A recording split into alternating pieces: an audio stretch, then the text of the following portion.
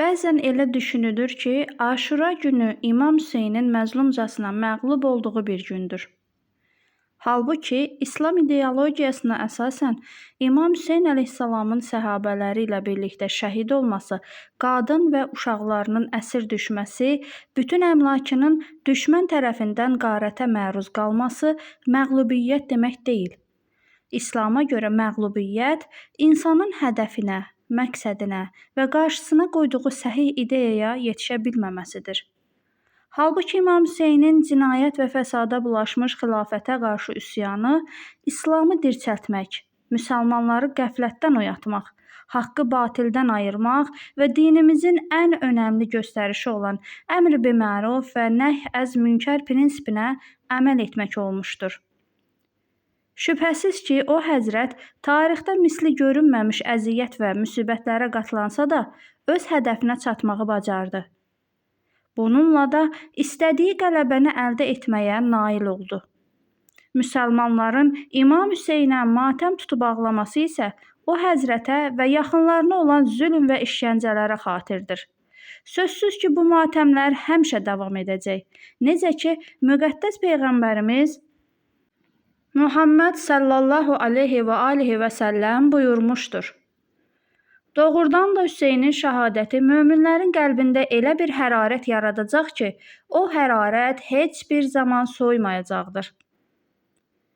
Əziz Peyğəmbərimizin söylədiyi bu hədisin həqiqəti İmam Hüseynin şəhadətindən bu günə qədər İslam dünyasının hər bir güşəsində müşahidə etdiyimiz kimi, bundan sonraki əsrlərdə də müşahidə olunması danılmazdır.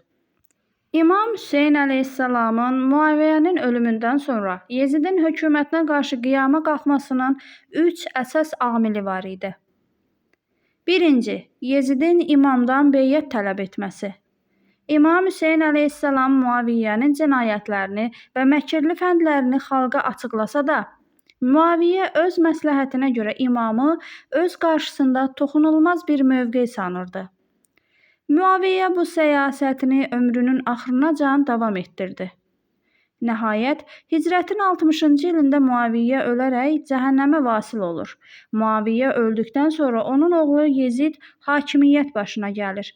O, dərhal Mədinənin hakimi Vəlid ibn Ötbəyə məktub yazaraq Hüseyn ibn Əlidən onun hökuməti üçün beyyət almağı tələb edir.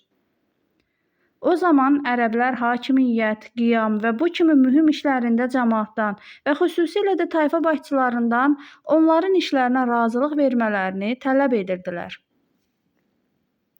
Və bu cür bir əmələ beyyət deyirdilər. Təbiidir ki, əgər bir şəxs hansısa bir hakimə beyyət edirdisə, artıq ona qarşı qiyama qalxmırdı. Çünki bu iş kişilikdən uzaq idi. Elə bunun üçün də Muaviyyə ölməmişdən qabaq Yezidin gələcək hökuməti üçün bir çox tayfa başçılarından və görkəmli şəxsiyyətlərdən beyyət almışdı. Lakin bu çirkin hökumət üçün İmam Hüseyndən beyyət almağa cürət tapmamışdı. Və hətta oğlu Yezidə də vəsiyyət etmişdi ki, əgər Hüseyn ibn Əli səninlə beyyət etməsə, artıq israr etmə.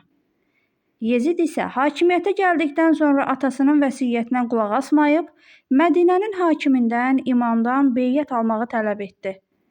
Əks təqdirdə, yəni imam bu hökuməti qəbul etməyib beyyət etməyərsə, başının vurulub Şama göndərilməsini əmr etdi.